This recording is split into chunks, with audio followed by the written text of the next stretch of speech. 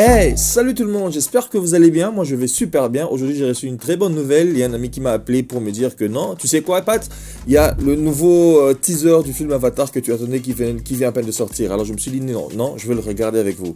Comme ça on va essayer de faire une sorte de réaction à ce nouveau teaser qui vient de sortir en attendant le trailer qui sortira d'ici peu. Avant de lancer le film qu'on puisse le regarder ensemble, d'abord j'aimerais bien essayer de faire une sorte de mise à jour pour rappeler que c'est un film qui a été tourné par James Cameron qui est un réalisateur qui fait toujours des, si je peux le dire, qui fait toujours des merveilles. Il a fait des films que vous avez toujours aimés, par exemple Terminator, Titanic, il a fait Avatar 1, le premier du nom qui est sorti en 2009, on est à la 13e année et ça sortira en décembre de cette année. À chaque fois qu'il travaille, il ramène un truc différent, il ramène une sorte de challenge pour d'autres réalisateurs. Ce gars, à chaque fois qu'il sort quelque chose, c'est toujours l'événement mondial. Soit il explose les box-office, soit il explose les box-office. Donc, ce gars, c'est vraiment un génie. Sans plus tarder, je vais lancer le trailer. Comme ça, on va essayer de le regarder ensemble. Et puis, on va essayer de discuter. Parce que, comme je l'ai dit, excusez-moi, c'est pas un trailer, c'est un teaser. Je le balance comme ça, on regarde ensemble. Puis, on discute après. D'accord? Je lance 3, 2, 1. On y va. Fox. Lightstorm. Ok. Pandora.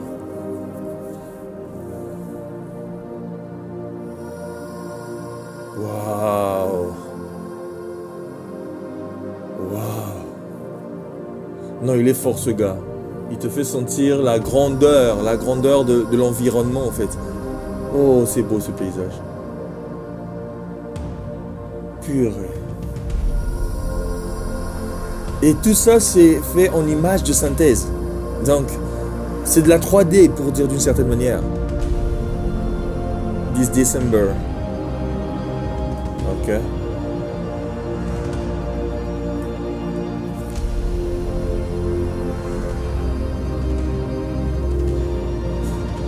Il aime bien mixer le bleu et le vert. Ah, le bleu dans ce film. Le bleu, c'est ce qui représente les âmes. Ouh. Il y a quand même du vert maintenant. Ok. Je sais quelque chose. Peu importe où nous allons aller. Cette famille.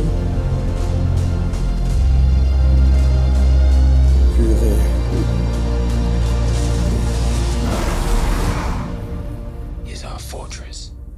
Ok, c'est notre maison. Avatar 2. The Way of Water. Only in theater December. Voilà. Ce gars, à chaque fois quand il sort, il risque de nous faire regarder tous les films que nous avons regardés. Que ce soit du côté DC ou du côté Marvel. Ou les autres gars qui ont eu à faire je sais pas quoi. Parce qu'il prend toujours son temps. Imaginez le premier du nom est sorti en 2009. Donc ça va faire 13 ans. Il a pris 13 ans pour finaliser, travailler sur ce film. Et j'ai même appris, sauf erreur de ma part, que dans chaque 2 ans, jusqu'en 2028 ou 2030, je pense, chaque 2 ans, il y aura des films Avatar qui vont sortir. Mais là, vraiment, à prendre avec des pincettes. Hein. Donc, je l'ai lu quelque part, mais je suis pas très sûr pour vous le dire. Ok. Donc, là maintenant, on va prendre quelques frames et on va essayer de parler sur ça. D'accord? Ce teaser m'a déjà donné soif, envie de regarder le trailer. Je pense qu'il va sortir peut-être d'ici quelques semaines ou quelques mois. Mais en attendant, je vais parler juste sur 2 ou 3 plans que j'ai beaucoup aimé sur le film. En commençant par celui de Zoé. Zoé, c'est l'actrice qui a joué le rôle de Neytiri, j'ai oublié le nom du personnage. Ici, on voit combien le gars, il aime bien respecter la nature. Quand je dis respecter la nature, il prend la lumière, comment elle est présentée. Et chose que j'aime toujours dire à des cinéastes qui aiment bien sortir ce rendu du film hollywoodien, qu'il faudrait respecter la nature. Dans quel sens? Il ne faudrait pas éclairer juste pour que ça soit beau, éclairer pour que ça soit logique. Puis ça peut être beau. Ici, elle est dans la forêt et on remarque comment la lumière passe à travers les fleurs et combien c'est bien représenté sur son visage. Quand on la regarde là, on remarque combien la lumière qui, bien sûr, la rend un peu surexposée dans cette partie-là, bien lumineuse, dans ces parties-ci. C'est sûr, c'est très surexposé, mais il garde quand même la logique de, ok, là où c'est censé être sombre, reste sombre. Là où c'est censé être clair, reste beaucoup plus clair. Si c'était dans la vraie vie, on pourrait dire, bon, ok, qu'est-ce qu'il a fait? Il a juste placé un grand bounce de ce côté, les bounces dont je vous ai expliqué dans un de mes partages que j'ai eu à faire avec vous. Je vous mets aussi le lien en bas dans la description. Vous allez remarquer que la lumière qui vient ici, elle vient pour essayer de relever légèrement le niveau que nous avons. Et c'est un peu plus clair, cette partie, ou cette zone, elle est beaucoup plus claire que la partie qui est ici. Et on sent quand même qu'il y a un ton vert. Si je pique la couleur, on sent que de ce côté, il y a un ton vert. Un ton vert qui ressort de sur son visage parce que généralement, ils sont bleus. Donc, quand je fais ça, vous remarquez la couleur, sa couleur est là. Et quand je viens, je pique là, comme je l'ai fait auparavant, vous allez voir que la couleur... Il y a quelque chose de bleu pour essayer de montrer qu'elle est dans la forêt. C'est sur la lumière qui tape soit une feuille ou je sais pas quoi, ou un arbre qui a une couleur verte. Et ça reflète sur son visage. Et vous regardez combien cette image est assez jolie, combien cette image est assez vraie. Et pourtant c'est de la 3D, juste parce que la lumière a été très bien respectée sur ce plan. La lumière a été faite de manière que, ok, il y a un fort soleil au-dessus des fleurs, au-dessus de la forêt. Et quand ça traverse les fleurs, regardez l'image que ça donne. Et ça, c'est très joli. Il y avait un autre plan que j'ai beaucoup aimé. On remarque que la composition qui est donnée sur ce plan, et c'est sûr que sur ce plan, la caméra certainement doit faire un léger mouvement pour essayer de contourner, aller vers l'autre côté qui est un peu plus sombre. Mais là, en regardant Jake, on sent la composition et même les éléments qui sont en premier plan. Là, il est sur l'un des, je sais pas s'il faut appeler l'un des oiseaux ou dragon, je sais pas comment on les appelle encore. Ça fait très longtemps que je n'ai pas suivi le film. Et on sent la différence entre les éléments qui sont en premier plan et ceux qui sont en arrière-plan. Donc, la forêt qui est de l'autre côté là-bas. Donc, on sent qu'il travaille vraiment il ouvre énormément son focal afin de nous garder focus que sur le personnage. Et j'aime bien cette image. Pourquoi? Parce que ça montre à quel point le cinéma n'exige pas que les éléments soient autant saturés. La saturation demeure plus dans la pub ou même dans des clips et tout ça. Mais dans le cinéma, généralement, parce qu'il y a aussi des films très très saturés, mais dans le cinéma, si vous regardez, toutes les couleurs qui sont reprises sur ce plan sont presque grisâtres. Je pique les couleurs, je les prends. Il n'y a pas vraiment une couleur qui sort du lot, quoi. Quand je dis sortir du lot, qui est très saturée. Par exemple, si je prends ce vert, je vais la rendre assez saturée. Je viens jusque quelque part là. Quand je fais ça, vous voyez qu'elle est vraiment saturée, cette lumière, cette couleur. Mais dans le cinéma, tout va dans la logique où ça doit vraiment être atténué pour justement faire que ça soit déjà, que ça se combatte pas entre elles pendant que vous regardez. Ça rend le film assez doux et assez facile à mettre un élément en avant si vous voulez. Donc on peut juste avoir un élément, c'est que par exemple sur ce plan-ci, regardez, toutes les couleurs sont vraiment atténuées sauf l'élément qui est là devant. Oh, ça fait du bien, j'ai gardé le vert. L'élément qui est là devant. Et ça, pourquoi? Parce qu'on voulait qu'on remarque cet élément, parce que je sais quoi, c'est un robot qui construit, je sais pas quoi. Mais pour les restes, tout ce qui est en arrière-plan reste assez désaturé, comme je disais, pour essayer de donner vraiment la logique de, ok, c'est que je veux montrer, je le mets un peu plus saturé, et ce que je ne veux pas, que ça soit en premier plan, je le désature légèrement. Donc, nous avons ce plan que j'ai beaucoup aimé, et là, on remarque que le bleu, comme je dis, le bleu sur le monde d'Avatar, ils sont quasiment tous en bleu, sauf cette dame, c'est elle qui m'a un peu tiqué. Je me suis dit, waouh. Maintenant, on a des... Sauf si je me trompe, il n'y en avait pas. Sauf si je me trompe, mais je pense qu'il n'y en avait pas. On a maintenant des avatars verts. C'est une dame, elle est très différente de deux autres qui sont en couleur bleue. En vert, je ne me rappelle pas d'en avoir vu dans le premier film. Mais je vais essayer de regarder. Mais là, il y a le premier avatar que je vois en couleur verte, c'est elle.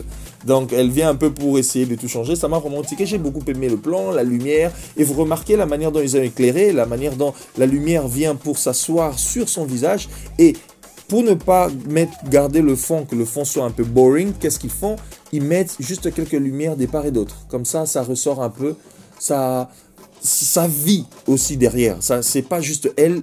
En fait, on essaie de nous montrer que la lumière qui entre sur le visage, remarquez, il n'y en a pas ici.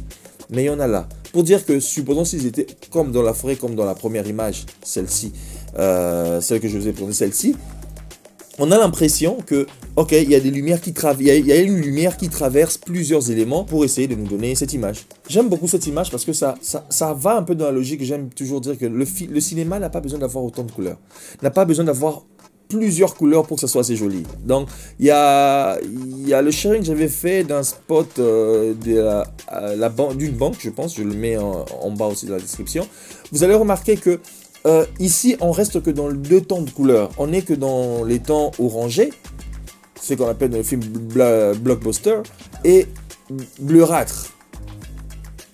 Et si je sors le color wheel, vous allez remarquer, vous allez vous rendre compte, je le mets en bas, vous allez vous rendre compte que les couleurs, non, je ne le mets pas en bas, par contre, je vais les déplacer. Je vais le déplacer, je le mets là en bas. Vous allez vous rendre compte que les couleurs qu'ils ont utilisées, si je pique là le bleu, ils ont pris le bleu, donc ils sont quelque part, moi je dois changer les couleurs pour que ça marche, ils sont quelque part, ils sont quelque part là, non, je peux même agrandir parce qu'il y a du tilt aussi à l'intérieur. Donc je peux dire que c'est ça. Et remarquez, il travaille juste avec des couleurs opposées. Bah, quand je pose la couleur, je pense que je dois changer aussi pour l'orange. Il travaille avec des couleurs opposées. Il n'y a que deux couleurs qu'ils ont utilisées. Ils sont dans la famille de bleu et dans la famille de la couleur orange. Donc. Et là, ça rend un film encore assez joli. Et quand on regarde ça, l'image, elle est tellement belle. Et on n'a que deux couleurs en réalité. Donc c'est pas beaucoup trop d'éléments... qui est là devant vous. En fait, quand j'ai vu ce plan, ça m'a fait rire parce que ça m'a rappelé un peu sa cinématographie de James Cameron. Du fait que ça me rappelle un peu je sais pas vous, mais moi ça me rappelle un peu une des scènes de Titanic quand Rose était allé sauver Jack et il devait ressortir. Puisqu'on est dans le bateau, il y a de l'eau, je me dis ok, quand je vois ça, directement, ça me rappelle son film. Et c'est pas mauvais, hein, c'est pas une mauvaise chose. Par contre, c'est le fait que ça montre un peu l'empreinte du réalisateur, les choses qu'il aime bien faire, la manière dont il aime bien il filme ses films, surtout quand ça se passe, on est dans l'eau et on est dans le bateau. Alors ça, quand j'ai vu ça, ça m'a rappelé, j'ai beaucoup aimé, je me suis dit, ah ok, ça, c'est vraiment James Cameron, je suis sûr que c'est lui, c'est pas une autre personne. Il y a ce plan, et un dernier plan que j'ai beaucoup aimé, c'était ce plan-ci. Il est tellement beau ce plan, beau par la lumière. Et là, vous remarquez, il y a un style de lumière qu'on appelle Rembrandt. Rembrandt, c'est un peintre de 15e ou 16e siècle. Je pense que Rembrandt est venu après Michel-Ange et Da Vinci, si je ne me trompe pas. Donc, s'il est venu après, il est dans le 16e siècle. Alors, lui, qu'est-ce qu'il faisait, le gars? À chaque fois qu'il fait peigner ses peintures, il peignait ses personnages sur... j'allais dire, il peignait ses peintures, c'est bizarre ça. Ça, ce n'est que moi qui peux dire ça. Il peut faire tout pareil. À chaque fois qu'il peignait ses peintures, qu'est-ce que j'ai aujourd'hui? À chaque fois qu'il peignait ses personnages, je vais arriver, il laissait toujours une sorte de lumière en triangle à ce niveau. Et il s'appelait Rembrandt, c'est pourquoi on appelle quasiment ce style aussi un style Rembrandt. Et il essaie de montrer que la lumière vient de ce côté. Et nous voyons à quel point la lumière embrasse bien notre personnage Zoé. Et ça lui donne aussi ce côté triangulaire là. Là, le cinéma, c'est qu'on fait tous les jours au cinéma. Quasiment tous les jours, quand je le dis. Donc, quand je vous dis tous les jours, c'est vraiment tous les jours. Ce film risque encore de cartonner. Ça risque, comme je dis, je suis sûr et certain que nous allons regretter les Avengers et les Justice League qu'on a eu à voir en termes du graphisme, en termes d'image de synthèse. Là, on est parti pour peut-être recréer l'histoire d'une certaine manière. Donc, en gros, voilà, moi, c'est ce que j'allais partager. Je suis très content d'avoir vu ces teasers avec vous. Et j'espère que nous aurons le temps de regarder le trailer. Et là, on pourra essayer de comprendre l'histoire. Mais je suis été très content de le faire avec vous. Et je compte le faire encore sur le trailer qui va sortir. Ça, c'était le teaser. En attendant, moi, je vous dis, laissez-moi vos commentaires. Donnez-moi vos avis. Comment vous avez trouvé le teaser? Aimez-vous le film? Si oui, écrivez-le moi aussi en bas. Je prendrai un plaisir à le lire et à vous répondre. Si vous avez des questions ou vous avez des recommandations, n'oubliez pas, likez la vidéo si ce n'est pas déjà fait. Laissez-moi un commentaire, abonnez-vous et activez la cloche. En attendant, moi je vous dis, prenez soin de vous. On se voit prochainement pour une prochaine. Bye.